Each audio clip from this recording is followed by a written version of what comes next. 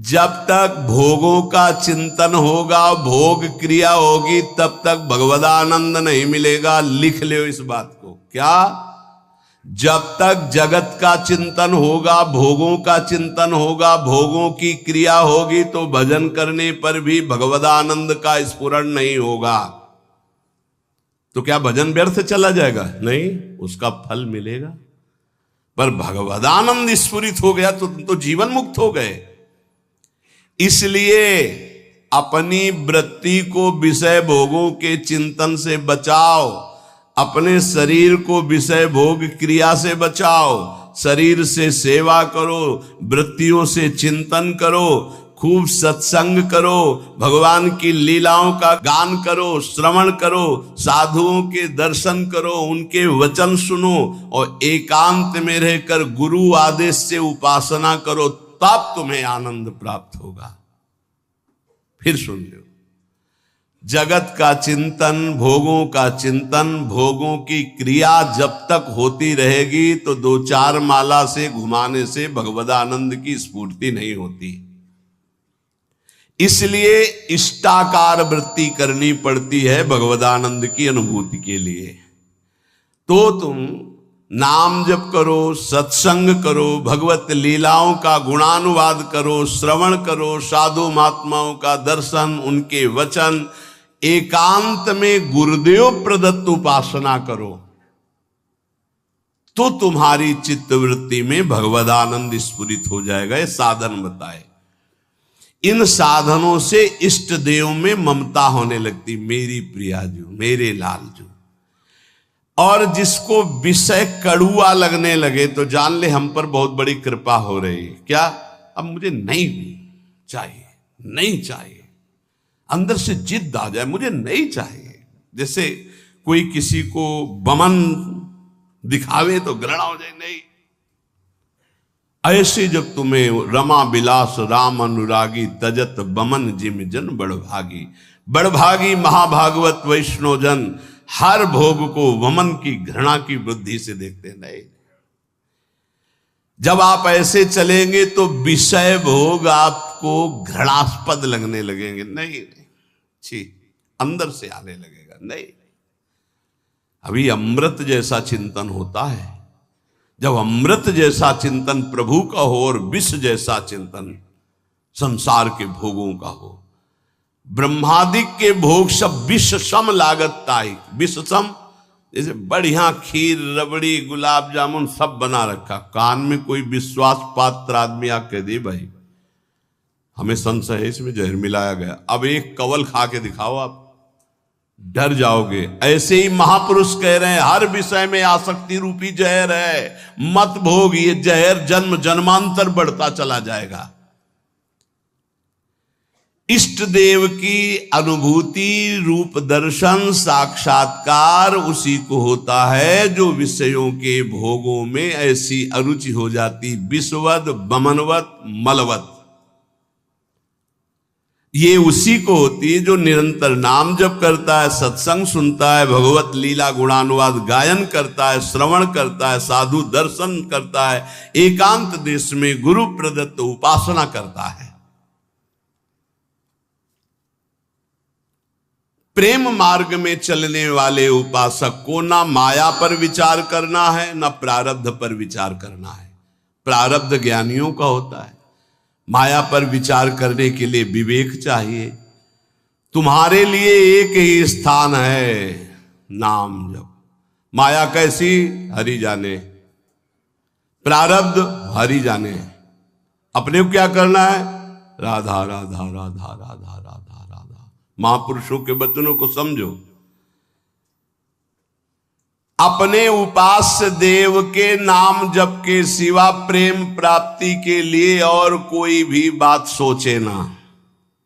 प्रेम मूल यह नाम है, प्रेमी रसिक जपते यह नाम, प्रेम मगन निज बन विश्राम, श्री हरिवंश जहां रहा है। सीधी बात पकड़ लो।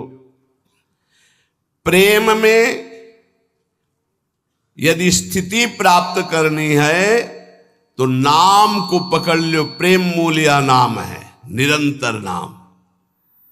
जितना प्रेम बढ़ेगा उतने ही तुम्हें भजन में कमी दिखाई देगी, अपने में नीचता दिखाई देगी। ये प्रेम का लक्षण है। यदि कहीं प्रेम में विचार, माया, विवेक, प्रारब्ध, तो समझना चाहिए कि अभी प्रेम नहीं आया। प्रेम ये सब चिंतन करने के लिए समय नहीं देता। प्रेम मार्ग का पथिक तो बहुत ही निराला होता है। ऐसे जो निरंतर भजन में लगे हुए हैं वो प्रेमी गृहस्थ में रहते हुए भी बहुत बड़े महात्मा हैं।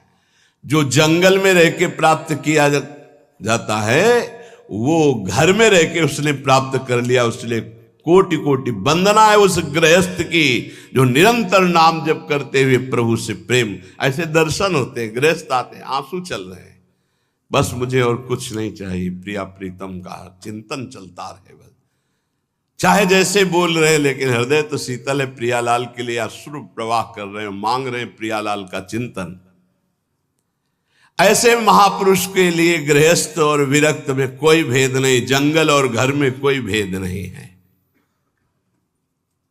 प्रेम दो प्रकार का होता है, सक्रिय और अक्रिय। सक्रिय प्रेम वासना को लेकर के होता है, निमित्त। देखो प्रभु आपके सिवा हमारा कोई है नहीं, हमारी ये बात बना दो, हमारा संकट निवृत्ति। यद्यपि वास्तविक को केवल प्रभु को ही अपना मानता है, ये पक्की बात है, लेकिन वो प्रभु से चाहता है, इसलिए उसे प्रेमी तो कहा जाएगा। लेकिन वो सक्रिय है, क्रियावान, निमित्त। वो निमित्त रहित विशुद्ध सहज प्रेम नहीं है, सहज प्रेम नहीं है, ये सक्रिय है।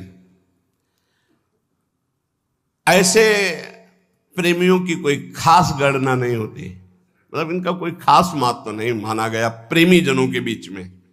क्यों? क्योंकि जिस दिन इनकी वासना की पूर्ति हो जाएगी उस दिन से इनका लगाव कम हो जाएगा, ये सिद्धांत है। और जो निष्क्रिय प्रेमी होते हैं, निष्काम, कोई निमित्त नहीं, ये भगवान को अधीन कर लेते हैं अपने, इनके संग डोलते हैं भगवान। जैसे कोई अत्यंत रूपवती है पर वो अन्य किसी से प्रेम करती है, तो क्या पति उसे अपने हृदय का प्रेम संपूर्ण दे पाएगा? नहीं दे पाएगा। कोई रूपवती नहीं है, गुणवती नहीं है, लेकिन अपने पति की अनन्य है, तो वास्तविक प्रीति को जानने वाला पति उसके हाथ बिक जाएगा। ऐसे हमारे श्री हरि है। यदि आप कहीं अन्य भाव रखते हैं कि मेरा ये काम बन जाए, मेरा ये काम बन जाए, मेरा ये काम बन जाए, हरि को ही बचते हैं माना, तो हरि आपकी वो इच्छा की पूर्ति करेंगे पक्का। जो इच्छा करियो मन माही, हरि प्रसाद कछ दुर्लभ नहीं। पर वो आपके अधीन होंगे नहीं, आप सौदा कर लिए हो। लेकिन जो कुछ नहीं चाहते हैं वो उस पतिव्रता पत्नी की तरह है जो केवल पति से प्यार करती, फिर पति को अधीन होना पड़ेगा उसके प्यार में। ऐसा वो पातिव्रत धर्म से युक्त अनन्य रसिक उपासक होता है जो अपने इष्ट को अधीन कर। ये जीवन का लाभ यही, क्या मांगोगे? संसार ये तो अपने आप पीछे पड़ा रहेगा। बात ये बाधा रूप में मिल जाएगा जिसे तुम मांगना चाहते हो। चलो तो आगे प्रेम मार्ग में।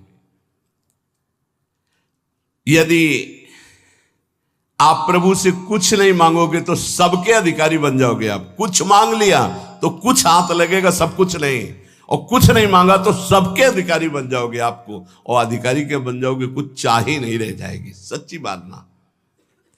नाम जप का ऐसा प्रभाव कि बाल भक्त ओम प्रकाश जी के जीवन चरित्र में पढ़ा गया। दिन प्रतिदिन रति खत्म होती जा रही संसार की। गजब की बात है कि 74 दिन तक कोई खान पान नहीं, सशरीर भगवान का आलिंगन प्राप्त किया। सशरीर, ऐसा नहीं कि कोई चिदानंद दे से, उसी शरीर से आलिंगन प्राप्त किया और फिर सखा भाव से मुक्त हो गए। आज भी उनकी समाधि बनी हुई चामुंडा के सामने। ऐसे नाम जप, स्कूल से शुरू किया नाम जप, और ऐसी उच्च कोटि की कम अवस्था में स्थिति प्राप्त कर ली। नाम जप में बड़ी अपार सामर्थ्य है, पर हमें लगता है कि प्रभु से यदि ना मांगा जाए तो बहुत ज्यादा लाभ मिल जाएगा। हम लोग बहुत कमजोर हृदय के मांग कर बैठते। कई बार ऐसी परिस्थितियां आती हैं कि साधक को विश्वास नहीं रहता। विश्वास यूं नहीं रहता जैसे अब बड़ी भयावह परिस्थिति आने वाली है, अब उसको लगता है पता नहीं भगवान जानते कि नहीं जानते, सुना कि नहीं सुना। हे भगवान आप ये काम बना दो, बस आप इस विकट परिस्थिति से निकाल दो नाथ, बस जीवन भर भजन करेंगे आपका, प्रभु प्रभु आप बचा लो बचा लो। तो जब बच गया तो आप देख लेना वो जो आपकी प्रीति थी प्रभु से कम हो गई, आपका जो अपनापन था वो कम हो गया। ऐसे आप अगर 100-200 बार ऐसे मांगते चले जाएंगे तो आपका भजन ही क्षीण हो जाएगा, आपका भाव नहीं बन पाएगा प्रभु के प्रति, ऐसी स्थिति आ जाएगी। सच्ची कहते हैं यदि तुम्हें वास्तविक बात समझ में आ जाए मेरी, पूज्य बाबा कह रहे आनंद ही आनंद तुम्हारे जीवन में रहेगा यदि तुम प्रभु से कुछ न मांगो तो। जा ही न चाहिए कबहू कुछ, नहीं चाहिए नहीं चाहिए। वो स्वामी को अधीन कर लेता है, ये बात आप अच्छे से समझ। अगर आपने कुछ स्वीकार कर लिया तो वो फिर बिकेंगे नहीं, वो आप ना ना ना तो वो बिक जाते हैं। ऐसे उदार स्वामी, ये अंदर की बात है, पकड़ लो अगर पकड़ पा रहे हो। तुम मांगोगे तो कोई नाशवान, और जब आप मांगोगे नहीं ना, वो देख रहे हो तुम जो हाय हाय कर रहे हो कि विपत्ति हटा दो, उससे ज्यादा उनको परेशानी है। आपको विपत्ति में वो नहीं देख सकते। बड़ा सर्वाश्चर्य, मैं मतलब कैसे तुम्हें बताए, बड़ा आश्चर्य में। कल की बात, एक सखी जिसको भारी कैंसर, यहां से ऐसे मवाद बह रहा कि वो बैठे तो पूरा वातावरण दूषित हो जाए, कोई पास न बैठे, ऐसे कैंसर का शुरू। आए और शिष्य आए और उन्होंने कहा कि अब तो मैं मरने आई हूं, बस 2 महीने में डॉक्टर ने कहा मर जाओगे। और कल उनकी रिपोर्ट आई, बताई गई कि कैंसर ही नहीं है। जब उनको सब 1.5 साल से 2 महीने मरना था, 1.5 साल तो हो ही गए। अब वो कह रहे कि अगर 1.5 साल कोई स्फुरना ना हुई तो आजीवन के लिए खत्म। क्या लीला प्रभु की, केवल आश्रय, भगवत आश्रय। और वो ये नहीं चाहती है कि हमारा कैंसर ठीक, वो यही चाहती थी कि बस इस रज में प्राण निकले, मैं श्री जी की सेवा में जाऊं। तो श्री जी कहती है और सुनो हमारा यश, अभी और नाम जप कर लो और फिर आओ हमारे पास। एक बड़ा आश्चर्य देखने को मिलता है कि ये चीजें विश्वास के लिए कह रहा हूं, ये चीजें मतलब जहां कोई गुंजाइश नहीं है, ऐसी स्थिति है कि जब पहले बार डॉक्टर देखता है तो कहता है बस जितने दिन हैं उतने दिन हैं। जहां दिनों की बात थी वहां 1.5 साल तो अब हो गए और सब हट गया और स्वस्थ है, कोई दवा नहीं, आनंद पूर्वक ऐसे नॉर्मल दिनचर्या चल। ये क्या है?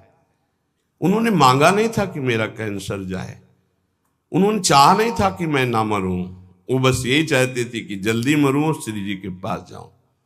श्री जी के सिवा उनका कोई भरोसा नहीं। उसका चमत्कार देखा। अरे यार वो सब देख रही है, वो सब जान रही, काहे को मांगोगे, काहे को अपने प्रेम में कलंक लगाओगे? आगे से आगे वो देख रही।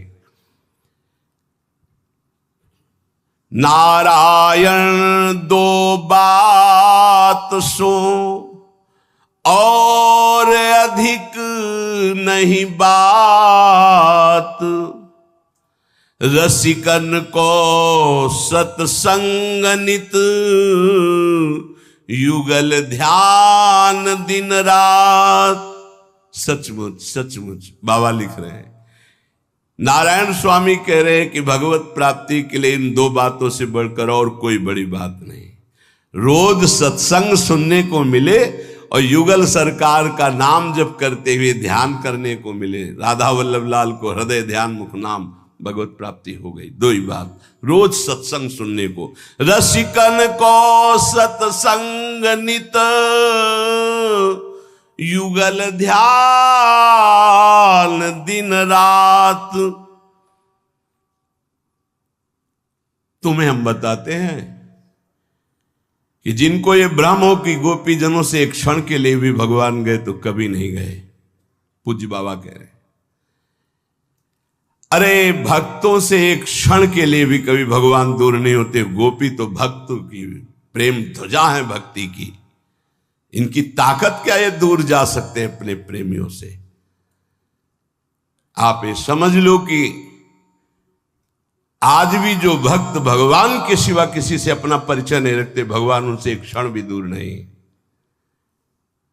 और फिर वृंदावन तो इनका घर है। वृंदावनम परित्यज्य पादमेकम न गच्छति, तो कैसे कहा जा सकते हैं। भक्त के अधीन भगवान है, ये वैसी भक्त की बात है जो कभी भगवान से कोई मांग नहीं करता है, उन भक्त की बात है। आप देखना चाहते हो कि वृंदावन में भगवान साक्षात यहां विराजमान है। अपना संबंध किसी से मत रखो, न देह से और न देह भोगों से, न देह संबंधियों से। अगर मिल न जाए तो कहना। उन गुरुजी का नाम रघुवंशी, शायद रघुवंशी या कुछ ऐसा ही नाम। ये जो धर्म सम्राट करपात्री जी का विद्यालय, संस्कृत विद्यालय है, जो बड़े बड़े महापुरुष जन उनसे पढ़े हैं, उनका ऐसा ही ना। वो पहली बार जब काशी से वृंदावन आए, बड़े ही महाभागवत, नाम जापक, धर्म मर्यादा के अनुसार गुरु रघुवंशी, जो क्या ऐसे स्मरण हमें नहीं है।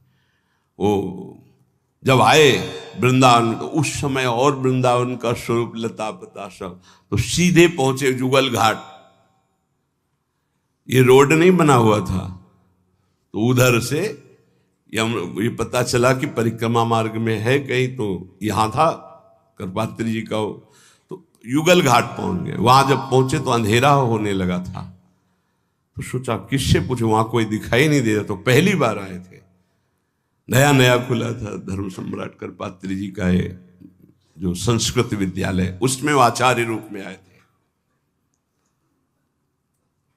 देखा एक पीतांबर पीत वस्त्र धारण किए हुए हाथ में, जैसे गुरुकुल में पढ़ता हुआ विद्यार्थी। कहा गुरुजी दंडवत। दंडवत। हमें लगे कि गुरुजी तुमको जानना चाहते हो। बोले आप? मैं विद्यार्थी हूं, सेवा कुंज में रहता हूं। उनको क्या पता क्या सेवा कुंज। अच्छा, वहां कोई गुरुकुल होगा? नहीं, वहां मेरी सेवा रहती है, वहां सेवा में रहता हूं, विद्यार्थी हूं। तो गुरुजी आपको जो संस्कृत विद्यालय में जाना है वो मैं जानता हूं। अच्छा, उसी की तो खोज कर रहे थे। आओ, कच्चा रास्ता बना, ये आप जाओगे 500 कदम के बाद आपको मिल जाएगा। तो उनका तुमसे मिलना चाहे तो कभी, गुरुजी हमारी सेवा रहती, सेवा कुंज में आप कभी आके मिल लेना। ठीक है। अब वो गए, जब वहां पहुंचे तो उनको बार बार वो शब्द गुरुजी गुरुजी गुरुजी, बार बार वो मृदु शब्द। तो वहां जो कुछ विद्वान ब्राह्मण, उनसे कहा कि मैं एक बार उस विद्यार्थी को धन्यवाद देना चाहता हूं, मैं बहुत व्यथित था कि मुझे कैसे। तो सेवा कुंज उसने बताया है। तो वो लोग आए से, तो कहा ये तो श्री जी का, यहाँ तो आसपास कोई विद्यालय नहीं, आसपास तो भगवान के प्रेमियों के वास हैं और भगवान के श्री विग्रह विराज। तब उनके मन, ये साक्षात नंदनंदन थे, साक्षात पहली ही बार में उन्होंने ये हम उनके श्री मुख से सुना। बिल्कुल वयोवृद्ध से सब पकड़ के लाए हुए थे स्वामी अखंडानंद जी के उसमें। तो उसमें बैठ करके वो ये कि वृंदावन की पहली कृपा अनुभूति मुझे साक्षात श्याम सुंदर का ऐसा। तो यहां यदि अन्य आश्रय, अन्य संबंध रहे तो बहुत जल्दी भगवत साक्षात्कार हो जाए। श्री नथियाबाई जी कोई संबंध नहीं, किसी से नहीं, या आए सेवा कुंज के पीछे उनका छोटा सा अब निर्माण हो गया। तो उपला बीन लेती, चून मांग लेती, मोटी रोटी बनाती, किसी एक संत को पवा देती, धीरे धीरे छोटी सी कुटिया धीरे धीरे मांग करके। बस कोई संत पहुंच जाए 1 बजे 2 बजे 4 बजे, भाई जी राधे राधे, भूख लगी भाई जी, भिक्षा मिलेगी, रुक बाबा, तुरंत व्यवस्था करती और पवाती। अब धीरे धीरे ऐसा कि पूरे गांव में जाती, आटा मांग के लाती, कंडा बीन के रखती, 10-20 संतों को पवाती। एक दिन बैलगाड़ी में वो मांग करके जो चून आदि कंडा आदि सब ला रही थी। संध्या का समय हो गया, कच्चा मार्ग था, वर्षा होने लगी छाता लालटेन लेकर के, क्योंकि आटा संतों का है, लकड़ी संतों की अगर भीन जाएगी तो कल भिक्षा नहीं होगी। ए माई ये छाता ले, हम तो नव अवस्था के हैं, हमें कोई फर्क नहीं। अरे नहीं लाला तू भीन जाएगा, बड़ा सुकुमार है तू, नहीं नहीं ये। और भींजते हुए लालटेन आगे लेकर के चले। कुछ समझ में नहीं आया। जब वहां नथिया बाई अपनी कुटिया में पहुंच गई, वो गली से निकल गए। जब दूसरे दिन दर्शन करने गई तो वही छाता वही लालटेन लिए बिहारी जी उनको दिया। अरे बोले तू था, मैं तो समझ ही नहीं पाई। ये वृंदावन धाम है, रोज ठाकुर जी मिलते हैं, पर बड़े लीला बिहारी हैं। अगर किसी से संबंध रखते हो तो देख नहीं पाओगे, और अगर केवल उनसे संबंध रखते हो तो पक्का समझो कोई ऐसा वृंदावन वासी जो प्रियालाल का अनन्य है, ये नहीं कह सकता कि मुझे प्रियालाल का सानिध्य नहीं मिला। ये घर है उनका, आपका कोई और है, आपकी कोई ठौर है, इसलिए ये छुपे है। नहीं तो पक्का वृंदावनम परित्यज्य पादमेकम न गच्छत। यदि अन्य कोई चाह नहीं, अन्य कोई संबंध नहीं, तो फिर ये वृंदावन बिहारी तुम्हें दर्शन दिए बिना कैसे रह सकते हैं। ये सर्वव्यापक भगवान हैं एक तरफ ज्ञानियों के लिए, लेकिन प्रेमियों के लिए उनके लाडले प्रगट ठाकुर है। ये भक्तानुग्रह विग्रह है, इसलिए जो इनकी भावना में रहता है वो टकराते रहते किसी किसी रूप में, रोज मिलते रोज। देखो पहचानो, इसीलिए कहते होश में रहो, ये वृंदावन धाम है। इसलिए उपासक को श्रीधाम का यदि सानिध्य मिल गया है तो सानिध्य का लाभ लीजिए। किसी की निंदा मत कीजिए, किसी का अपमान मत कीजिए, खूब नाम जप कीजिए। श्रवणेन्द्रीय, रसेंद्रीय, घ्राणेन्द्रीय, वाकेंद्रीय, जनेन्द्रीय, इनको भगवत प्रसाद से संयम में रखा जाए। यही चंचल होकर के हमें भ्रष्ट कर देती हैं और अचंचल होकर हमें प्रभु में स्थित कर देती है। इनको चंचलता रहित करने के लिए सरल उपाय है नाम जप और सत्संग। सत्संग आपको रोज संभालेगा, नाम जप आपको पावर देगा, जिससे आपके द्वारा ये जो त्रुटियां हैं ये होंगी नहीं। खूब नाम जप कीजिए, मन लगे या ना लगे, राधा राधा राधा परम मंगल निश्चित है। शेष चर्चा आगे। श्री राधा वल्लभ लाल।